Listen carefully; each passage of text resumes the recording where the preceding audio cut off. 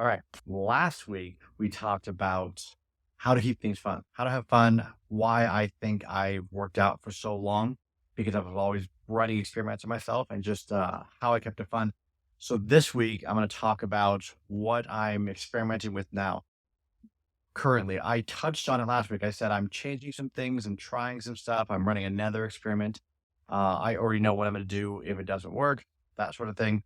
So I'm just going to reveal what I'm doing, and I'm going to talk about a really good book that I'm holding. To explain what I'm doing now, just to recap on my workouts, what you do is a kind of a heavy lifting day, but we always go to half capacity, right? You don't want to work too hard. Every set you do, you should put it down and feel you could have doubled the reps. We eventually get pretty heavy. We do a set of one towards the end where we do one, put it down, feel that we could have done two with every lift we do for the day. You work your whole body, right? And how do you best know? The theory behind it is the body doesn't want to be sore, and you could do this every day. How do you know you could do it every day? The way I experimented with it was I did the same thing the next day. If you are not recovered within 24 hours, if you're not recovered by the next day, sometimes it might be sooner than 24 hours. You might do it in the evening one night and then have to work out in the morning the next day. So you should be recovered by morning. So how do you know? Number one, you're not sore, right? We wake up feeling good and you actually do the workout the next day. If you can do that workout, the same workout 2 days in a row, and by day 3, you're not sore, but you're on the right track, you know that you're recovering within 24 hours to be able to do the same workout again. If you weren't fully recovered, you might feel a little sore. And then if you did do the same workout the next day, now you're going to be really sore. So that's how we tell that we're recovering within 24 hours or even quicker than that, is we can do the same thing the next day. So we do a heavy lifting day, same workout, and then we do a light day, and then we have a day off. My thought recently was, I don't know that the light day is actually doing a whole lot for me. So let's just say it's not. Let's just pretend for a second it's not. That means we're doing a heavy lifting day, nothing day, and a nothing day, rest day. Even though on the light day, what I do think is happening at the very least is you're working your body through its range of motion, which is good for you. The human body is meant to move. It wants to move. It wants to move a good amount on a daily basis. Not strenuous, not killing yourself, but it wants to move. It wants to squat down into a deep squat. Your shoulders want to go back this way, forward this way. Your whole body just wants to twist and turn and move, right? It's meant to do that. So my thought was, I have 2 days that I'm doing heavy lifting. That's stimulating the muscles to lift heavy, but I don't exhaust myself. And I have 2 days where I'm not doing heavy lifting. So 2 essentially rest days, even though one of them I'm working through the range of motion. My thought was, what if then I decided to separate the heavy lifting days? Let's just drop the light day and go heavy lifting, off day, heavy lifting, off day, heavy lifting, off day. Still with that same theory in mind, still with my same equation behind everything. I have an equation in my book and my thing that I give to everybody. Still with all that in mind and working on a way where I'm trying to make myself not sore. When I began experimenting with that, it was going good for a couple of days. And then I felt a little bit of a dip in my strength, meaning I felt it was getting a little difficult for me to do my workout. I think that on those rest days, the body's meant to move. And I wasn't moving a whole lot. I took it as a real true rest day, just hung out, maybe went to work, nothing too strenuous. But I wasn't moving a whole lot. I definitely was not working through any kind of range of motion. So I started to feel my strength dip. And so I was like, okay, I'm not lifting enough now to stimulate strength and to stimulate growth. So on those rest days, I'm now calling them my alt days, my alternative days. So I have a heavy lifting day, alt day, heavy lifting, alt, right? None of which should be fatiguing. And my alternative days, I decided to work through different ranges of motion and test things, right? For my chest, I would hold a kettlebell upside down. So you're holding the handle, the bell is above you, and lay back. So the bell's up like this, the ball part's up, and you're holding the handle, and work down the range of motion, twist. So when you're benching, you're doing palms forward, like an overhand grip when you bench press, when you barbell bench press. And so I decided to turn my hand underhand like this and move the kettlebell down. And I noticed some things. I noticed when I did that, part of that, when I did the underhand grip and kept my elbow real close to my body as it went down, that hurt somewhere in my lats and my rear delt. Like something was like, not that kind of hurt like you need to stop doing this, but it hurt like that part of your body doesn't get worked that way very often. It's almost like stiff from not moving enough, and it hurt to work through that range of motion. And you're going down like saying, ow, but in a good way. Ow, I need that. I can tell. You can tell there's a certain kind of pain where I would say, let's stop that. That hurts and you're overworking. But there's other kinds of pain when it's like you haven't stretched for a long time. Maybe you're on a long car ride and you squat down, you get out of the car, you squat down, and it almost hurts a little bit in a good way. It's like a good hurt to squat down, if that makes sense. I just started working through different ranges of motion and noticing things. I started doing some single leg squats.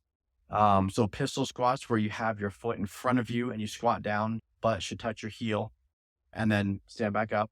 If you're capable of doing that, you can hold a rope if it's too difficult to do that. But I did another kind of squat too, where you let's say you put your left heel to your left butt cheek. And so you're standing on your right foot, and then you squat down with your right leg and touch your left knee to the ground.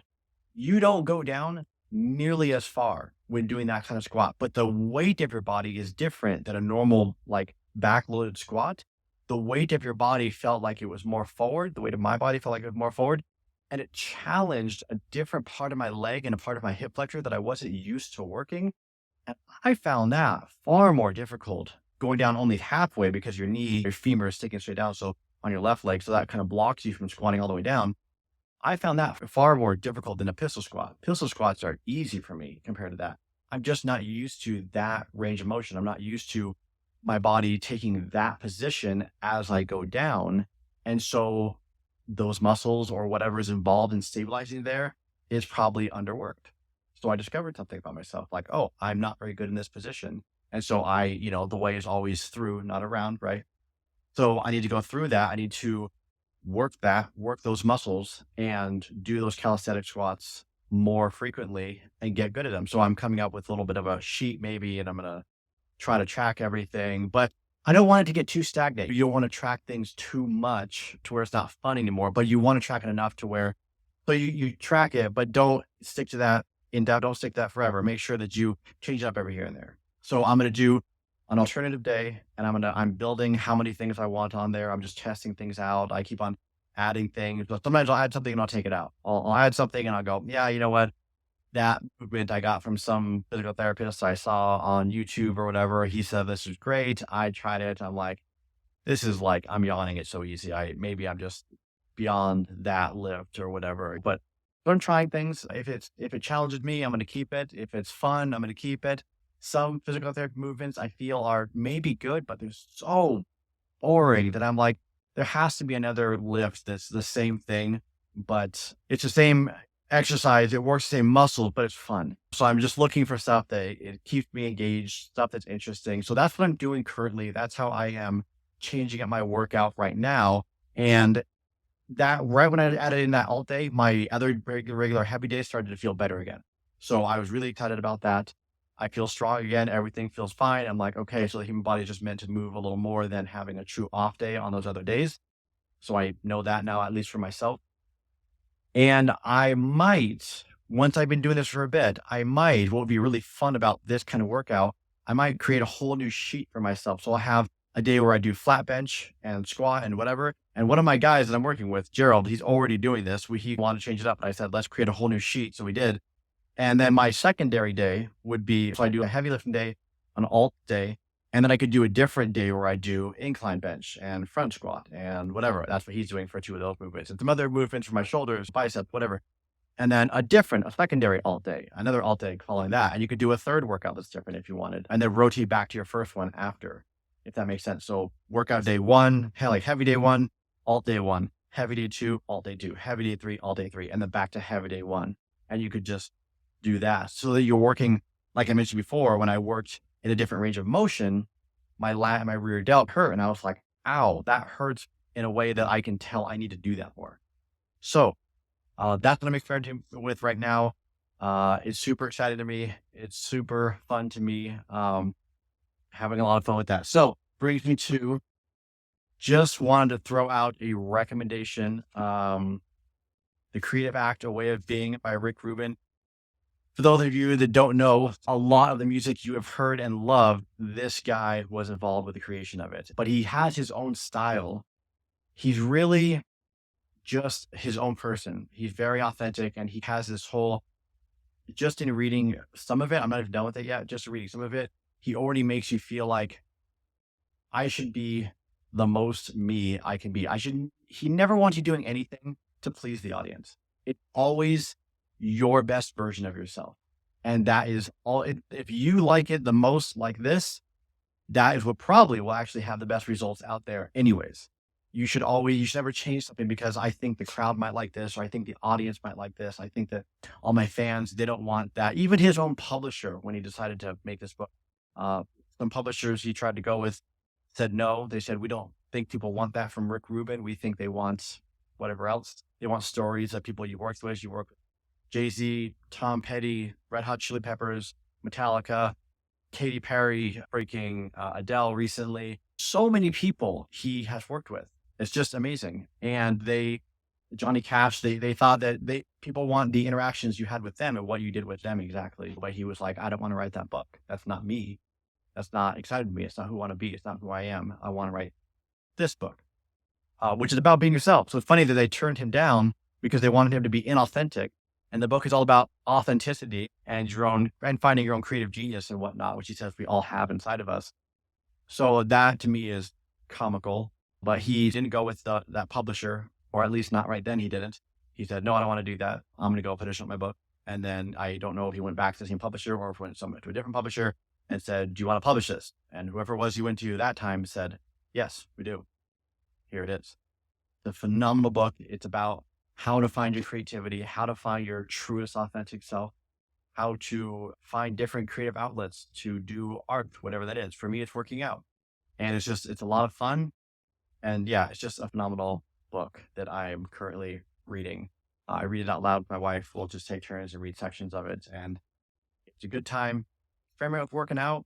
Find your truest self. Even with working out, find what works for you. Find what works for you. Find what's fun to you.